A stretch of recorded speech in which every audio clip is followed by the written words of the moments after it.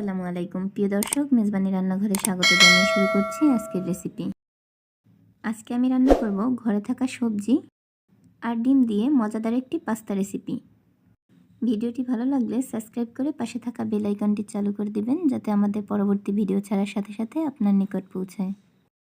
এবার মূল রেসিপিতে ফিরে যাওয়া যাক। এখানে আমি পাস্তা রান্নার জন্য নিয়ে নিয়েছি 4 ধরনের সবজি: ফুলকপি, আলু, গাজর আর টমেটো।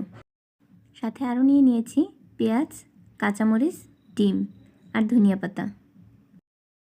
এবার একটি পাত্রে পানি গরম করতে দিয়ে দিয়েছি। এবার এর ভিতরে সবজি সিদ্ধ দিব। প্রথমে দিয়ে দিচ্ছি গাজর কুচি, আলু কুচি, ফুলকপি কুচি করে নিয়েছি। এবার সব সবজিগুলো একসাথে 80% সিদ্ধ করে নিব। সিদ্ধ হচ্ছে কিনা দেখে নিচ্ছি। সবজিগুলো প্রায় সিদ্ধ হয়ে এসেছে। এবার এর মধ্যে দিয়ে দিব পাস্তাগুলো। সাথে দিব সামান্য পরিমাণে রান্নার তেল। এই তেলটা দেওয়ার কারণ হচ্ছে গিয়ে পাস্তা যেন একটার সাথে আরেকটা লেগে না যায়। এবার পাস্তাগুলো সিদ্ধ করে নিব 5 মিনিট। 5 মিনিট পরে আমার পাস্তাগুলো সিদ্ধ হয়ে গেছে। এবার আমি একটি ছাঁকনিতে ছেঁকে নিব। আমার পাস্তা আর সবজিগুলো সবগুলো সুন্দর মতো সিদ্ধ হয়ে গেছে। এবার রান্না করে নিব। এবার কড়াইয়ের মধ্যে দিয়ে দিব 4 টেবিল চামচ তেল। এবার তেলটা গরম হয়ে আসলে এর ভিতর দিয়ে দিব হাফ কাপ পেঁয়াজ কুচি। পেঁয়াজগুলো একটু নেড়েচেড়ে ভেজে নিব। যখন পেঁয়াজটা সফট হয়ে আসবে তখন তার মধ্যে দিয়ে দিব 10টা কাঁচামরিচ। আমি কাঁচামরিচগুলো মাঝখান বরাবর কেটে ফালি করে নিয়েছি। এবার কাঁচামরিচ আর পেঁয়াজগুলো একটু ভেজে নিব। তারপর দিয়ে দিব ডিম। আমি এখানে 2টা ডিম ব্যবহার করেছি।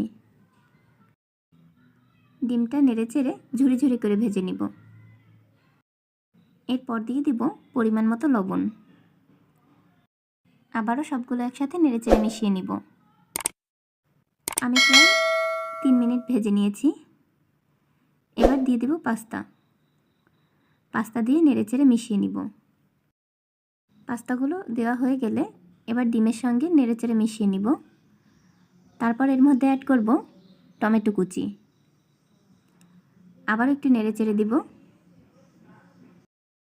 সবগুলো একসাথে মেশানো হয়ে গেলে এর ভিতর অ্যাড করব একটা ম্যাগি মশলা। আবারও সবগুলো একসাথে মিশিয়ে নিচ্ছি।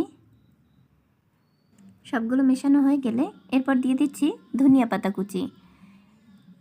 ধনিয়া পাতা দেওয়ার ভিডিও ক্লিপসটি নেওয়া হয়নি। ধনিয়া পাতা দিয়ে নেড়েচেড়ে মিশিয়ে নিয়েছি। এবার একটি পাত্রে নামিয়ে নিব।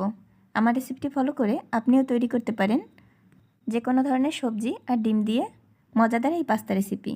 ভিডিওটি ভালো লাগলে লাইক, কমেন্ট অ্যান্ড শেয়ার করে দিবেন। এতক্ষণ সাথে থাকার জন্য ধন্যবাদ সবাইকে। আল্লাহ হাফেজ।